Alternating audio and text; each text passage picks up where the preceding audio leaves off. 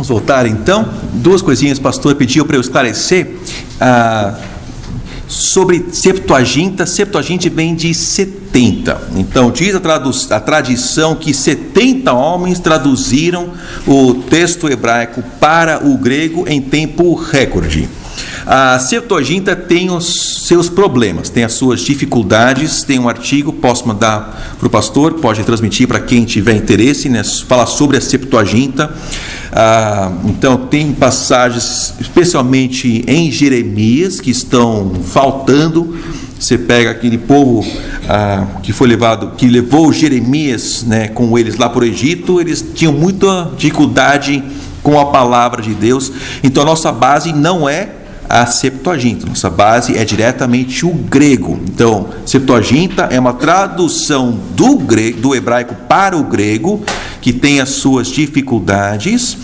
Então, por isso não é a nossa fonte de autoridade. Então, nós não traduzimos nem consultamos a Septuaginta nas traduções. Nós vamos direto para o grego e hebraico, que é o que os reformadores fizeram. Os reformadores foram direto para o grego, direto para o hebraico. Um termo que eu usei, texto recebido, vou falar mais sobre isso no Novo Testamento, mas é aquele que foi recebido, aceito realmente pela igreja, pelo corpo de Cristo, né? Então vamos falar mais sobre isso no Novo Testamento. E qualquer dúvida com relação à palestra, anote. No final nós vamos estar tendo um tempo de perguntas e respostas. E vamos entrar agora no Novo Testamento. Pega a apostila, o Novo Testamento.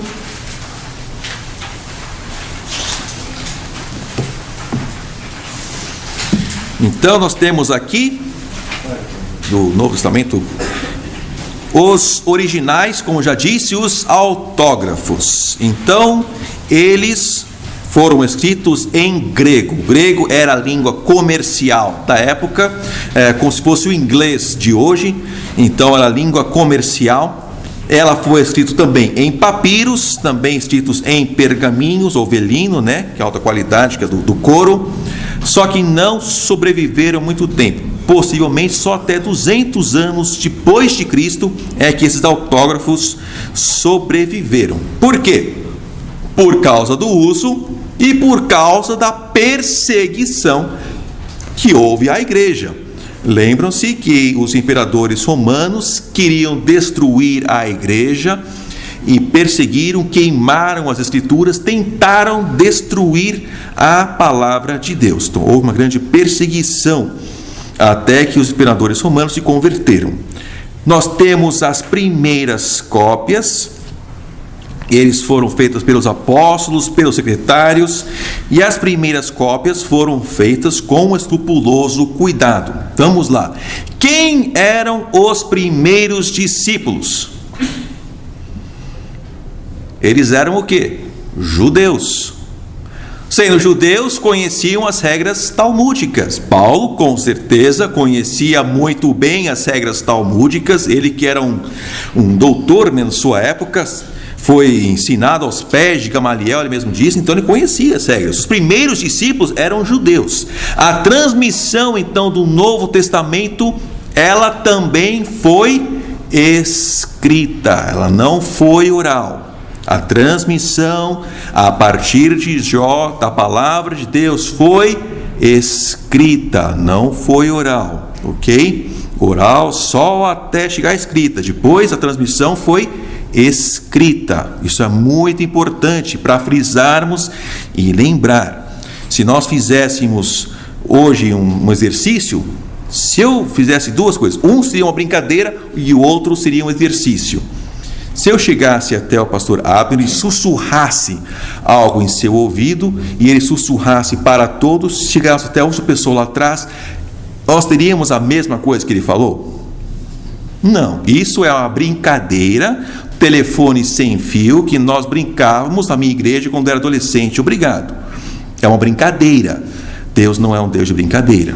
Ele nos deu escrito. Se eu pegar e escrevesse um versículo à mão, a minha melhor caligrafia, chegasse ao pastor Abner e dissesse: pastor, faça uma cópia fiel, o melhor que você possa, desse versículo que eu deixei na sua mão. e assim cada pessoa fosse passando, chegasse lá atrás, iria bater com aqui na frente?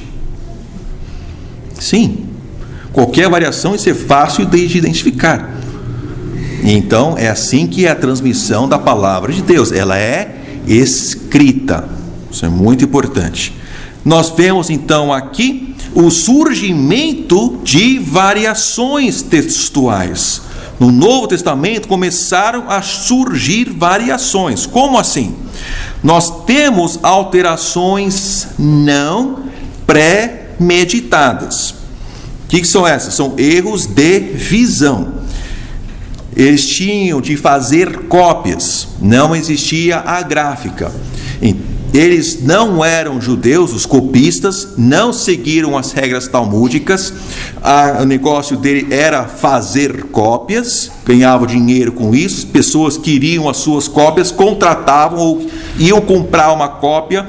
Então as pessoas do Novo Testamento que fizeram as cópias, nem todas seguiram as regras talmúdicas. O foco deles era comercial, queriam fazer as cópias. Haviam aqueles que queriam uma cópia fiel e outros que só faziam cópias. Então nós vemos então no Novo Testamento, por não seguirem aqueles mesmos critérios dos judeus, dos soferim, etc e tal, nós vemos que surgem variações, ok? Variações textuais que são não pré-meditadas, são erros de visão. Quando você está copiando, você tem ditografia, que é o erro do copista, que repete uma letra, aplografia, que é a falta da repetição de uma letra, uma palavra que deveria ter sido repetida, homeoteleuto, que é o final de palavras próximas. A pessoa está escrevendo e está olhando aqui, de repente, né, vai tomar um cafezinho, volta e pula, ou perde a concentração, volta, vê o final e vai estar só copiando. Você tem então confusão de letras, você tem erros na escrita, metálises, né? Transposição de fonema numa palavra, você tem erros de audição. Como assim erros de audição, pastor? O que audição tem com cópia? Como é que eles faziam cópias? Para ganhar, eles pegavam uma sala como essa, ficava uma pessoa aqui na frente e, por exemplo, 20 copistas. E aqui na frente ele ia ditando e os copistas iam fazendo suas cópias. Então de um você tem 20 cópias. Opa, não é gráfica, mas é produção, né? Faziam isso, ok? Então você tem erros de audição, a pessoa ouviu errado, erros de memória, isso aqui eu já conheço, e vai escrevendo. Você tem erros de julgamento, na divisão de palavras. Estas coisas, se você pegar os manuscritos gregos do Novo Testamento, que tem mais de 5.000 cópias ou fragmentos, e você vai comparar, você vai encontrar coisas desta natureza. No Família do Texto Recebido, por exemplo, que eu vou estar falando sobre isso, há cerca de 200 variações entre si, que são coisas desta natureza, mas é facilmente identificável, ok? São coisas que não são pré-meditadas. A pessoa ditou errado, escreveu, não ditou, mas escreveu errado, ouviu errado. Uma coisa engraçada é meu nome, né? Quando eu vou no Starbucks ou peço um café, ou do Burger King, né, dou meu nome. Eu sempre tomo o sobrenome, Gilmer. É Gilmer, mas se você falar Gilmer, vamos escrever com um U. Se você falar Gilmer, chego mais perto da pronúncia, da escrita. Mas eu já vi cada nome escrito, o meu nome. Ele fez uma coleçãozinha, né? Quando consegue acertar meu nome, tira uma foto e posto no grupo da família, porque as atrocidades que fazem com o meu nome não é brincadeira. Faziam naquela época com relação a escritas. Então, mas são coisas que é fácil de identificar. Agora nós entramos nas alterações pré-meditadas. Isso é ignorado pelos acadêmicos em nossos dias. Alterações pré-meditadas. Alterações com relação à gramática e a linguística, que é a assimilação, que é conformar um texto, ou intercalação, que é introduzir uma leitura, mexendo no texto bíblico. Eliminação de aparentes discrepâncias, uma revisão, e adulterações deliberadas por interesse doutrinário. Alguém ousaria mexer na palavra de Deus? Mexeram também. Como assim? Eu tenho aqui, por exemplo, uma tradução do Novo Mundo das Sagradas Escrituras. Se você abrir aqui em João 1:1, olha só o que diz, João 1:1. Vou ler para os irmãos. Nessa tradução: no princípio era a palavra, e a palavra estava com Deus, e a palavra era um Deus.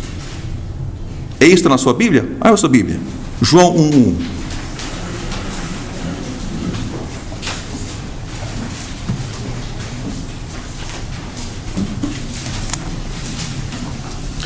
No princípio era o Verbo, e o Verbo estava com Deus, e o Verbo era. Tem um aí? Não. Um aqui está em colchetes até. Nessa edição ainda está em colchetes. Eu vi uma recente tirar os colchetes, então está como se fosse parte do texto mesmo. Por que fizeram isso aqui nessa Bíblia? Porque o pessoal que publica essa Bíblia não crê que Jesus é Deus como nós cremos que Jesus é Deus, ok? Não creem na deidade do Senhor Jesus Cristo como a palavra de Deus ensina. Então, inventaram uma regra do grego para introduzir um aqui, porque não creem que Jesus é Deus na carne, como nós cremos que Jesus é o Emanuel. Ok? Mexeram por causa da sua doutrina. Mexeram a essa Bíblia, mexeram lá atrás também. Não podemos ser inocentes e pensar que não mexeram. Mexeram. Nós temos aqui critérios para identificar cópias fiéis. Quem escreveu isso aqui foi Irineu, no seu livro Contra as Heresias. Olha a data de Irineu. Ele nasceu em cerca de 130 depois de Cristo e viveu até 202 depois de Cristo. Então, estamos aqui do século I, gente.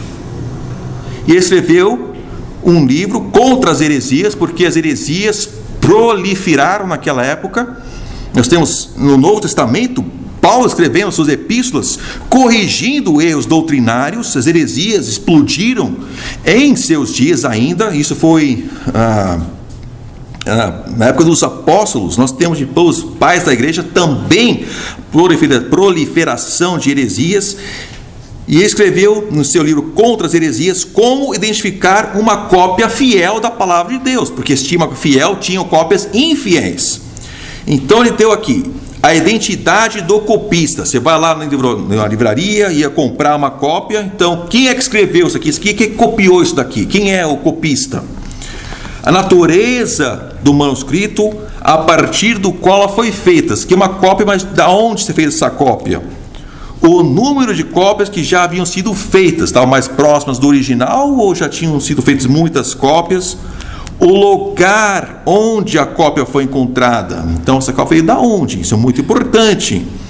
A qualidade geral da cópia estava cheio de erros, né? Esses daqui não premeditados, a qualidade era boa ou não. Há concordâncias com outras cópias. Olha, eu comprei essa cópia, mas não bate com a de ninguém. Então, opa! E isso aqui é muito importante. A estreita proximidade com um centro cristão bem conhecido. Por quê? Vira a sua página. Você tem um mapinha aqui.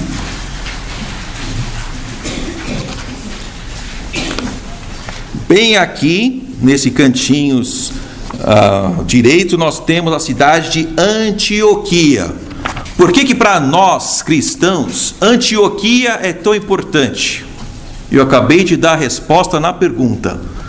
Porque foi lá em Antioquia que os discípulos foram chamados de cristãos pela primeira vez. Saíram de Jerusalém por causa da perseguição, foram para Antioquia. Lá em Antioquia, as pessoas buscaram xingar aqueles discípulos, seus pequenos Jesuses pequenos Cristos, cristão, pequeno Cristo. Será que nós somos dignos desse nome? De ser chamado um pequeno Cristo? O que era para ser um xingamento acabou sendo o maior elogio, que poderíamos ser chamados de cristãos. pois viram pequenos cristos em aquelas pessoas. É de Antioquia que Paulo saiu para suas viagens missionárias. Lá foi o centro cristão.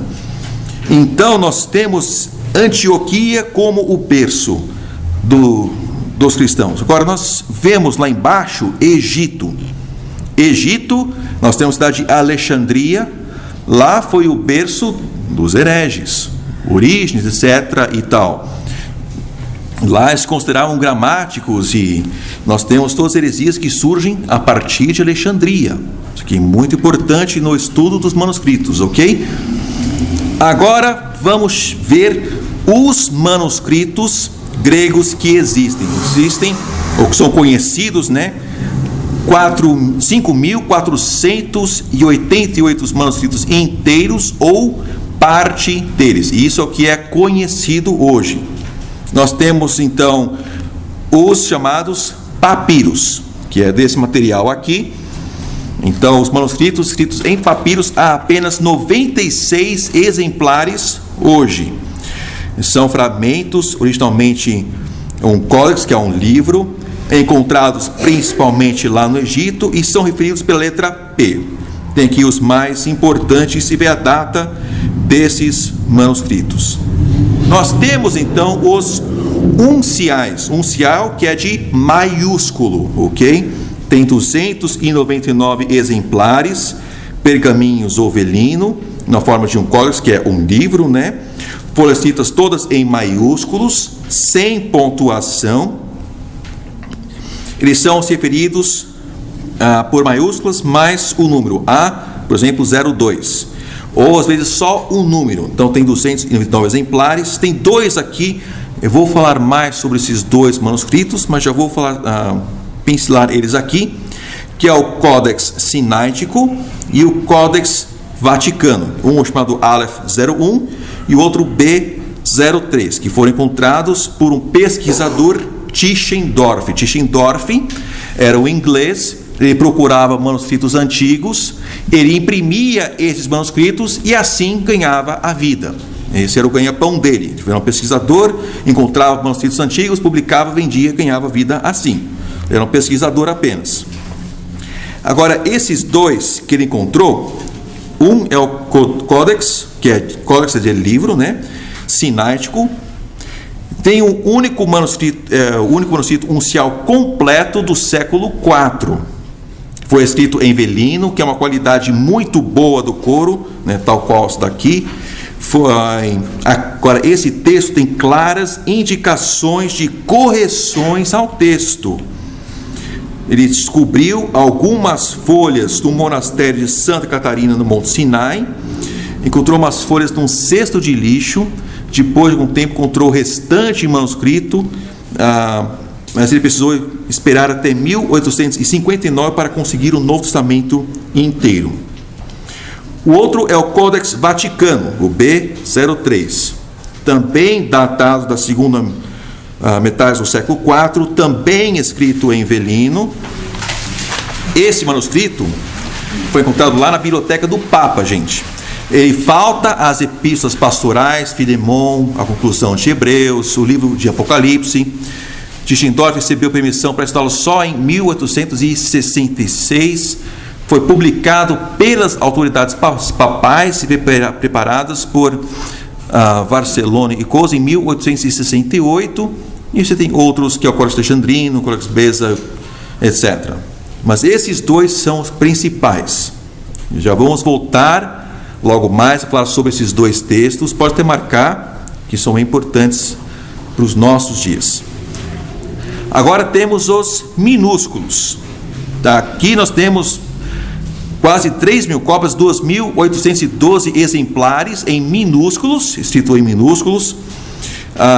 Foram escritas em minúsculos ou cursiva, que são documentos particulares. Eles ocupavam menos espaço. Unciais davam mais material, com minúsculos ocupavam menos material, menos tempo. Então você tem muitas bibliotecas particulares, referida pelos números ordinários, MS, por exemplo, manuscrito 1.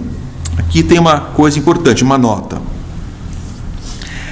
A sua data recente não significa necessariamente que eles sejam menos fiéis aos originais. Os manuscritos do século IX foram copiados de outros manuscritos datados do terceiro século. Como o professor Warfield observou certa vez, não é meramente o número de manuscritos, de anos que está por trás de um manuscrito, que mede sua distância dos autógrafos, mas o número de cópias. O que isso quer dizer? Esses manuscritos, você vê uma explosão depois do século IV. Por que depois do século IV? O que aconteceu no século IV? O imperador romano se converteu. Então, ao invés de querer queimar a palavra de Deus, ele quis a sua cópia. Dizem, que depois que ele se converteu, ele pediu uma cópia das escrituras, julgava que havia destruído todas. Quando ele pediu uma cópia, pouquíssimo tempo trouxeram cerca de 16 cópias para ele. Ele julgava que havia destruído todas, mas não conseguiu destruir. Depois disso veio uma explosão de cópias, porque não havia mais aquela perseguição que havia à igreja. Então começaram a fazer cópias. Então você tem um grande número de manuscritos depois do século IV, ok? Você tem também os lecionários, que são escrituras divididas em porções para leitura diária, semanal, etc. Tem 2.281 exemplares que datam do sexto século, referidos pela letra L ou Lect. E nós temos então esses lecionários que também fazem parte da coletânea de manuscritos que existem das Sagradas Escrituras. Não tem nenhum livro que se compara com esse número de cópias de manuscritos. Você pega qualquer um, Homero, você pega Shakespeare, nenhum deles se compara. O número de exemplares que nós temos é esmagador, é maravilhoso, ok? Nós temos então os 5 períodos de transmissão do Novo Testamento. Primeiro período, quando começou a ser escrito, 49 anos depois de Cristo, até 400 anos depois de Cristo, que quando o imperador se converteu, nós temos o período fundamental. Nós temos então o período apostólico, de 49 até 90, que quando o Novo Testamento foi concluído, o Apocalipse. Entramos agora no período patrístico, patrística de 50 até 200 depois de Cristo. São os primeiros pastores que vieram depois dos apóstolos. Isso aqui é muito importante, já vou mostrar para os irmãos uma coisa sobre isso. Nós temos então o reconhecimento do cânon oficial. Cânon quer dizer medida, uma vara. Não é que foi estabelecido, foi reconhecido o cânon. Reconheceram aqueles 66 livros. Nós temos os 27, os 43, e nós temos então 66 livros da Bíblia que formam o cânon.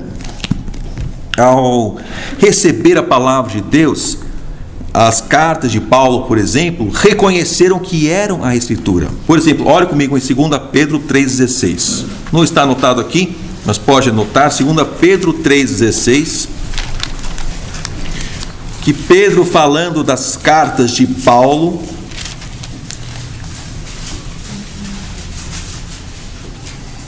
as suas epístolas,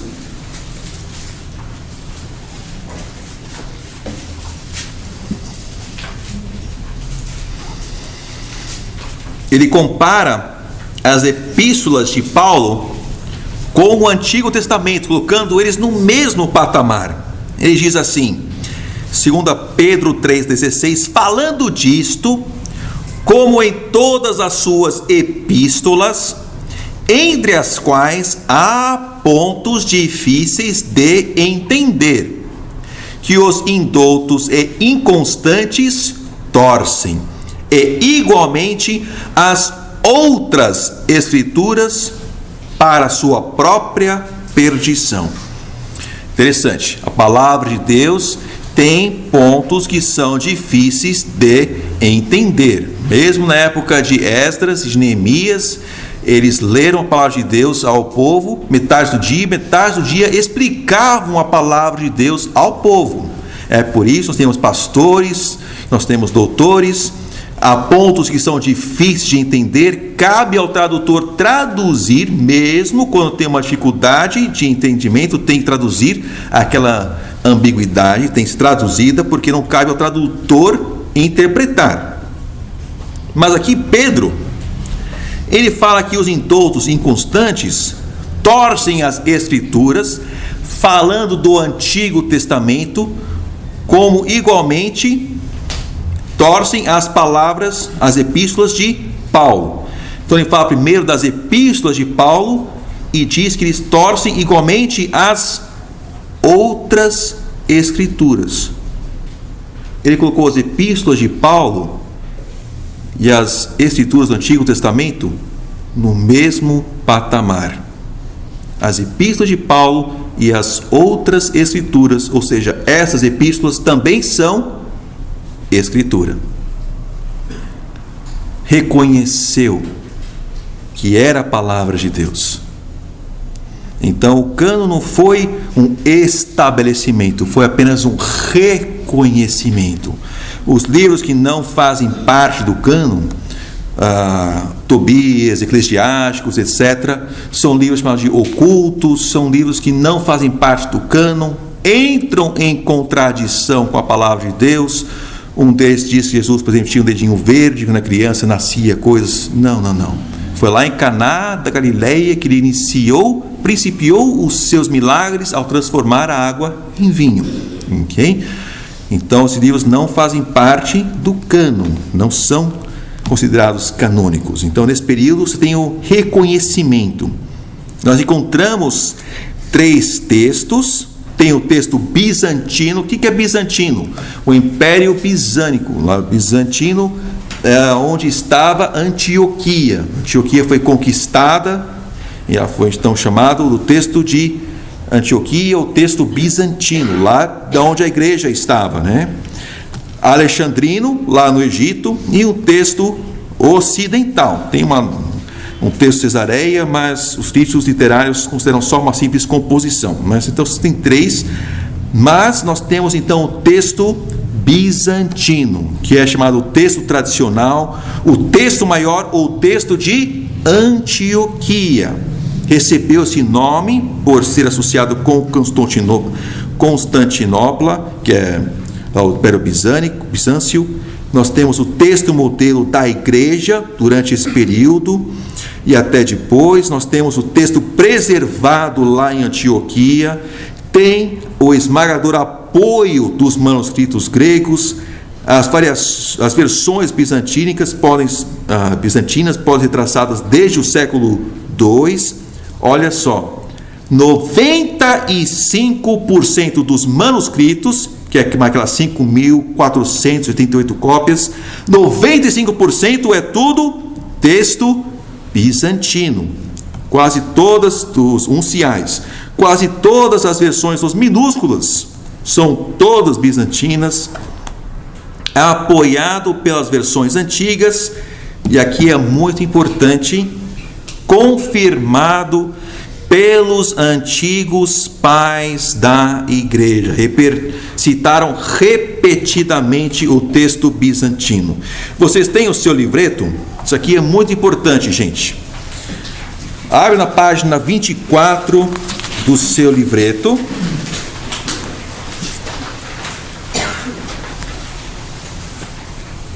Essa informação aqui é omitida na maioria dos seminários, gente. Aqui na página 24, o último parágrafo aqui embaixo, na página 24, nós temos essa informação que é confirmado pelos pais antigos, que são os primeiros pastores que vieram depois dos apóstolos. Nós temos aqui os nomes deles, as suas datas.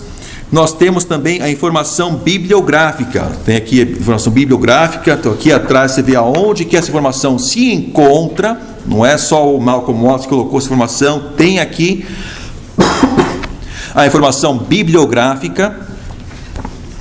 Eu estava debatendo o Luiz Paião. Ele fez aquela King James atualizada na televisão, na HIT, 2 anos atrás.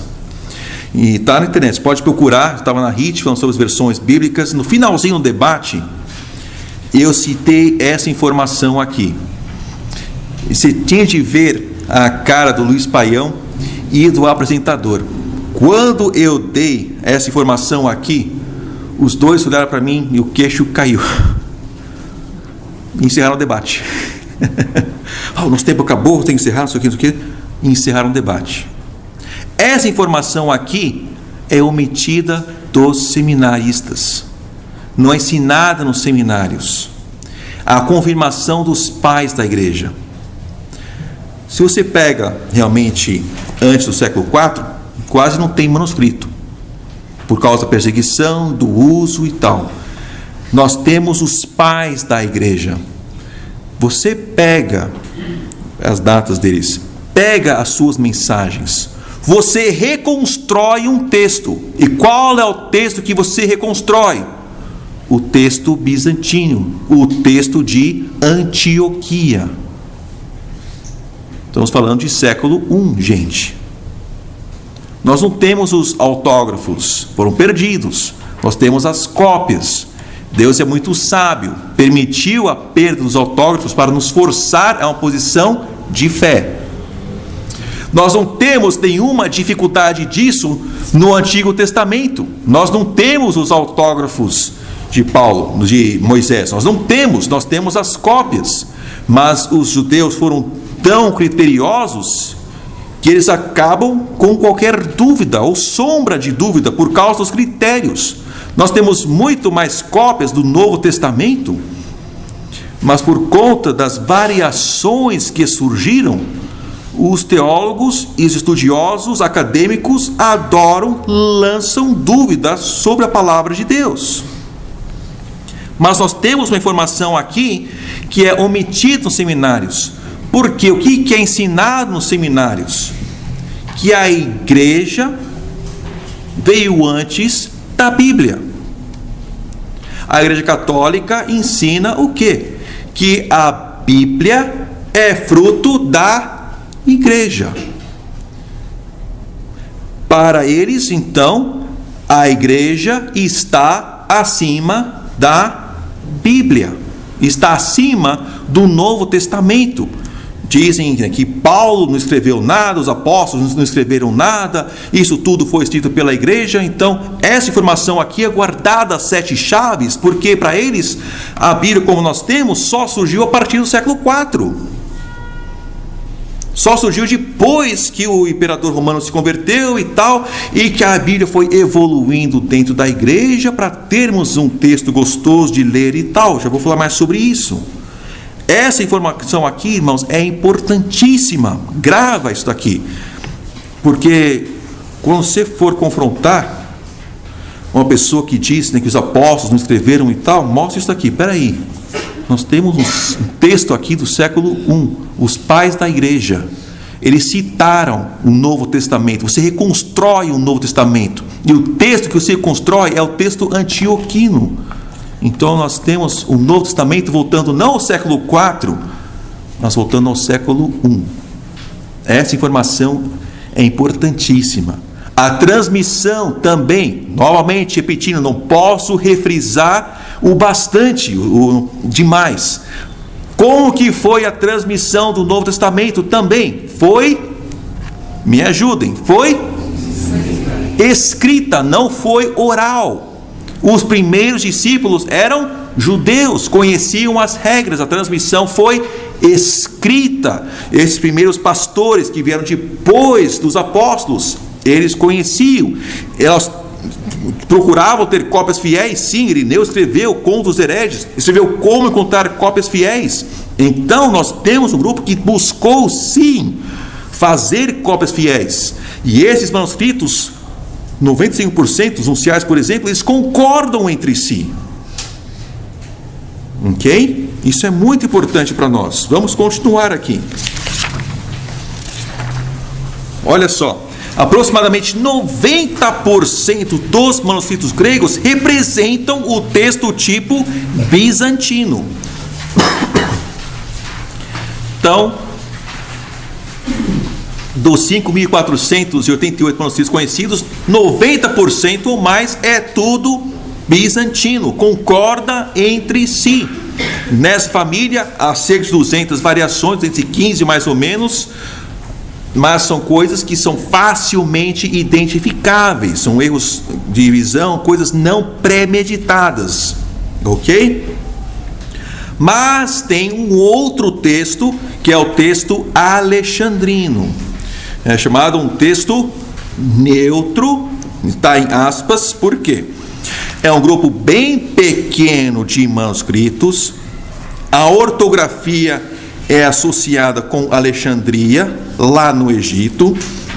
Quem apoia esse texto? Orígenes, tem a data dele, Cirílios tem as datas dele. Esse texto tem clara evidência de revisão pela reorganização das palavras. Quais são os dois principais? Olha só aqui, o Aleph, o Sinaítico, e B, o Vaticano. Os dois grandes representantes desse texto alexandrino. Alexandria, que era o berço dos hereges. Esses dois textos não concordam entre si em centenas de lugares. Por exemplo, você pega o Aleph e você pega o B, o Sinaítico, do Monte Sinai, e o do Vaticano. Só nos evangelhos, esses dois textos discordam entre si em mais de 3.000 lugares. Tem mais de 6.000 diferenças que afetam a tradução entre o texto alexandrino e o texto bizantino. Ele está em notável boas condições porque não foram usados pela igreja e poucas cópias foram feitas a partir deles. Então nós temos aqueles dois que eu falei, um que foi encontrado no mosteiro de Santa Catarina, um outro que foi encontrado que é o Monte Sinai, outro que foi encontrado lá na biblioteca do Papa. O texto, se você ler, você vê que é de Alexandria, não veio de Antioquia.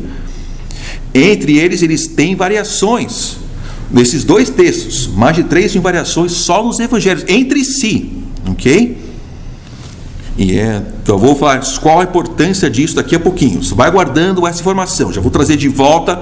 Vai guardando essa informação, porque nos afeta, tem afetado as Bíblias hoje. Vamos lá. Tem o texto ocidental, que é apresentado pelo Codex Beza, que é do século V, o Codex Clementino, citado por alguns pais da igreja, mas é marcado por omissões de versículos ou até de passagens inteiras. Então não é um texto que foi realmente utilizado. Agora chegamos aos períodos de transmissão da Bíblia para nós hoje, ok?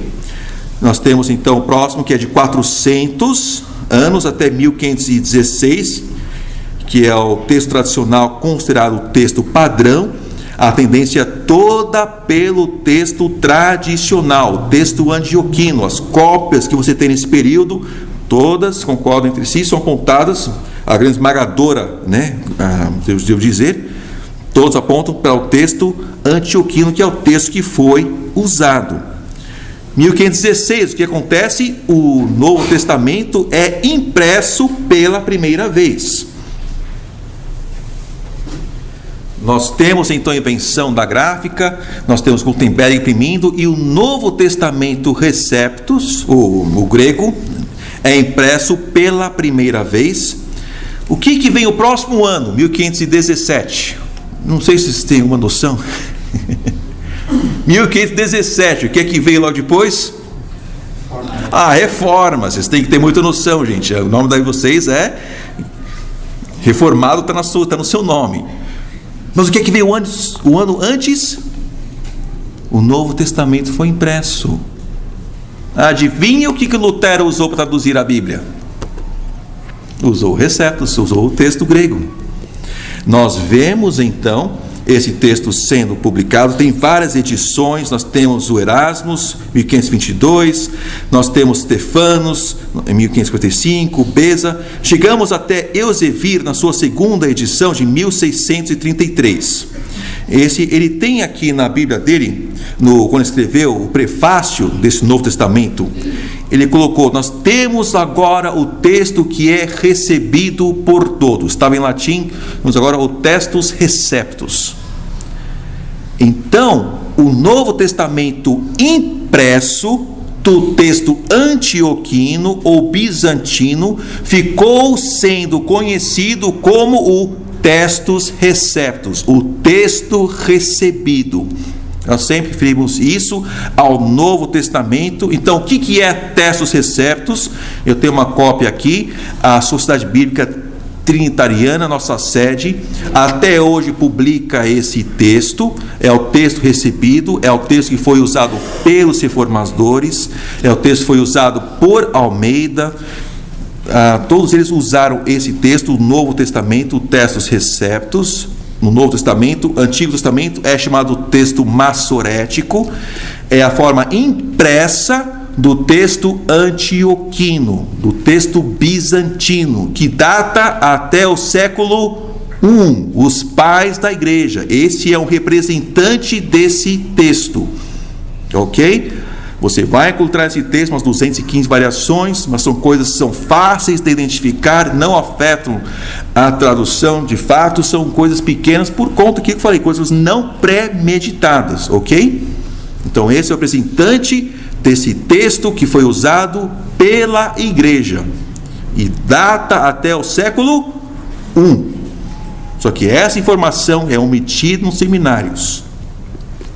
Nós temos então de 1633 até 1831 é um período de descoberta e de dúvida. Tem um grande esforço de classificar manuscritos gregos. Os primeiros defensores de um texto alternativo, tem Bengel, tem Weisstein, tem Griesbach, são homens que começaram a procurar outros textos. Por quê?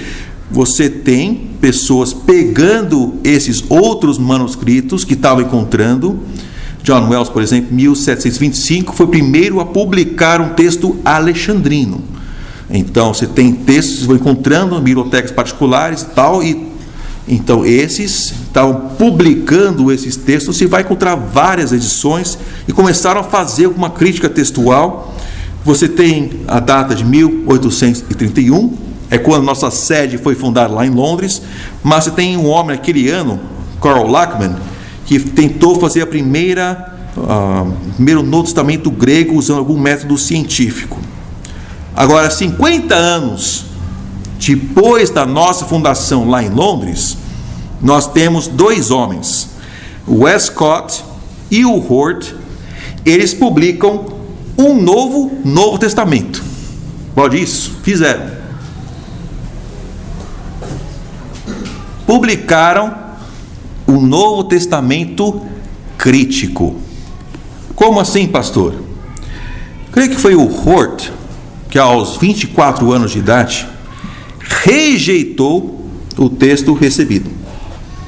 Ele rejeitou o texto e foi procurar o original. Temos o original, o autógrafo, os autógrafos de Paulo e tal, temos eles? Não. Ele foi procurar os autógrafos, foi procurar os originais. Ele e o Hort começaram a trabalhar nisso, o Westcott e o Hort. Durante o seu período de pesquisas, aconteceu uma coisa que mudou nossa história. 24 de novembro de 1859. Alguém se lembra? Vou fazer uma coisa.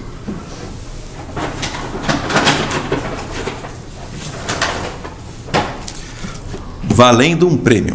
Eu tenho uma Bíblia aqui, dos 50 anos da Trinitariana, valendo um prêmio. Quem pode me dizer o que aconteceu em 24 de novembro de 1859?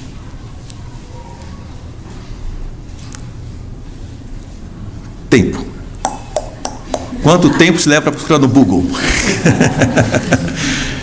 Esse acontecimento formou a mente dos intelectuais, formou a mente dos políticos e deformou a mente dos religiosos. Tem dicas? Não iluminismo, não liberalismo, não foi um movimento, se resume a um homem, ele lançou uma obra. Parabéns, você ganhou uma Bíblia. Pode ir buscar a sua Bíblia, parabéns. Ele lançou o seu livro A Origem das Espécies, até Darwin. Ou você cria, ou você não cria na Bíblia, ponto final. Não havia uma origem plausível para a origem do homem, a não ser pela Bíblia. Tinha suas ideias, de como surgiu o homem, tinha as teorias mirabolantes dos gregos e tal, mas não tinha uma explicação plausível para a origem do homem. Quando Darwin lançou o seu livro, ainda criam na geração espontânea, gente. Estava no colegial, passaram para nós algumas das receitas para a vida. Uma das receitas para a vida, para ratos. Não podemos esquecer. O professor explicou que uma das receitas que eles tinham para ratos é você pegar uma camisa suada, colocava num quarto, fechava a porta com a janela aberta, colocava farinha sobre aquela camisa suada e dentro de 30 dias você teria ratos. Uau, que receita para a vida. A gente sabe de onde vieram os ratos. Vieram de fora para dentro. Mas quando Darwin lançou o seu livro, a ideia da geração espontânea da vida ainda estava prevalecendo. Pastor só acabou com essa ideia em 1861, cerca de 2 anos depois que Darwin lançou o seu livro. Mas quando Darwin lançou o seu livro, ele trouxe então uma origem para o homem científica que não pela Bíblia. O que aconteceu? O mundo acadêmico correu com isso, o mundo político correu com isso, e os religiosos cambalearam. Levou 50 anos, estava conversando com uma doutora lá em Londres, dizendo que levou 50 anos para os teólogos começarem a repensar aonde que Darwin estava os levando. Foi uma carta foi o Westcott escreveu para a mãe dele, dizendo que ele havia lido Darwin, que todos deveriam ter orgulho de ser contemporâneos com Darwin, de ler A Origem das Espécies, e disse assim na sua carta, eu tenho uma cópia dessa carta, que ele não tinha resposta para Darwin e que provavelmente na sua geração não haveria uma resposta para Darwin. Pergunta: a resposta para Darwin se encontra aonde? Em Gênesis 1:1. No princípio criou Deus os céus e a terra. Uau! Esses 2 homens não eram homens fiéis. Eles eram idólatras, eles não temiam a Deus como nós tememos, não criam nas promessas de Deus como nós cremos, rejeitaram as evidências do texto, buscaram criar uma nova ciência de como a Bíblia chegou até nós, criaram uma ideia de crítica textual, criaram a ideia de que houve uma recensão luciênica, de que a igreja sentou e criou um texto gostoso de se ler, que é o texto recebido. Para eles, a Bíblia evoluiu dentro da igreja. Eles pegaram esses 2 textos principais, os sináiticos e os vaticanos. Eles pegaram 5 manuscritos, sináiticos, vaticanos, outros 2 e o Receptus. Aqui tem mais de 5.000 cópias, ok? Deram um voto para cada um e criaram um novo testamento. Então, se a passagem estava omitida aqui, eles omitiram. E assim criaram um novo testamento. Para eles, a Bíblia evoluiu dentro da igreja. Criaram um novo testamento. Publicaram isso em 1881. O que aconteceu? O mundo religioso pegou esse texto e traduziu para o inglês. Primeiramente lá na Inglaterra. Fizeram uma tradução literal desse texto. Fizeram 20 anos depois na América, um inglês americano. Na virada do século, antes da Primeira Guerra Mundial, houve a ideia de que o mundo está melhorando. Começaram a fazer as revisões ortográficas das Bíblias, tanto no português como no espanhol, nas línguas principais, fizeram revisões ortográficas. É quando surge a nossa corrigida. Só que nessa época, ao invés de apenas fazerem correções ortográficas, começaram a introduzir leituras do texto crítico, começaram a mudar. Então disseram, é só uma correção ortográfica, mas começaram a mudar passagens para ser conformadas com este texto aqui. Então, por exemplo, Marcos 1:2, onde diz lá, como está escrito nos profetas, que é o que está escrito aqui. Aqui diz no profeta Isaías, então mudaram para seguir o que está escrito aqui. Mas o próximo verso não é Isaías, é Malaquias. Mas tudo bem, está aqui então traduzindo. A partir da década de 1950, nós temos uma explosão de novas versões. E todos, basicamente, seguem esse texto aqui. O que eles começaram a fazer? Começaram ou só traduzir esse texto, ou começaram a colocar colchetes na Bíblia, ou começaram a colocar notas de rodapé questionando o texto bíblico. Tem alguns exemplares aqui.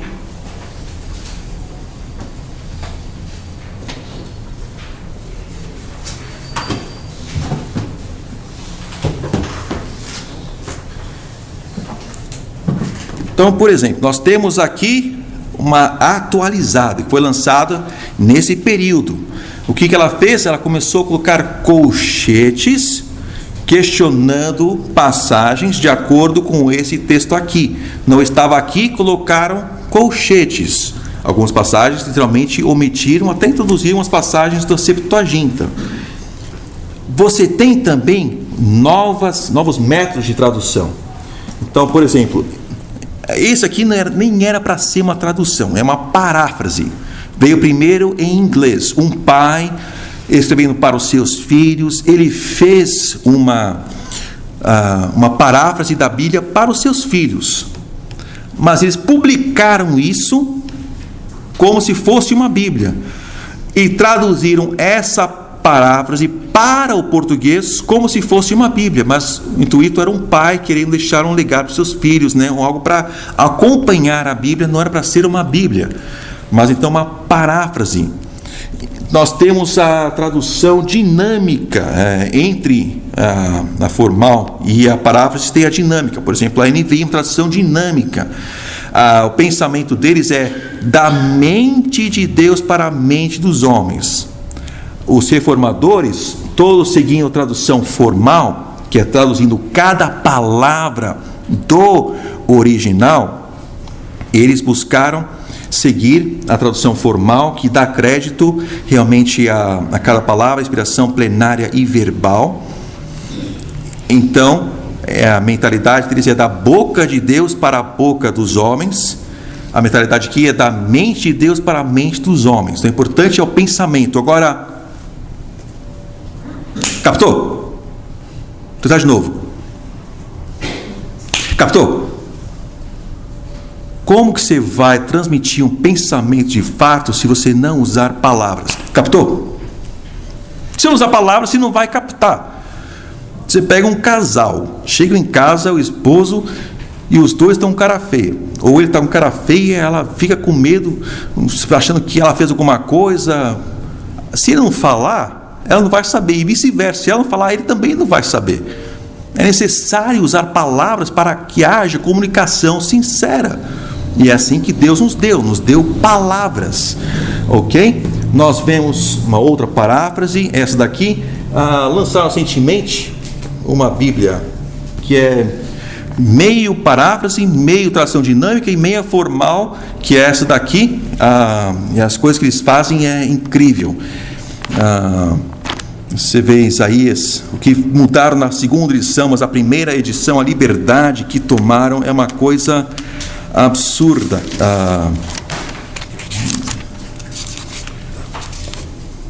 Vou até pedir para o pastor ler para nós. 28:10.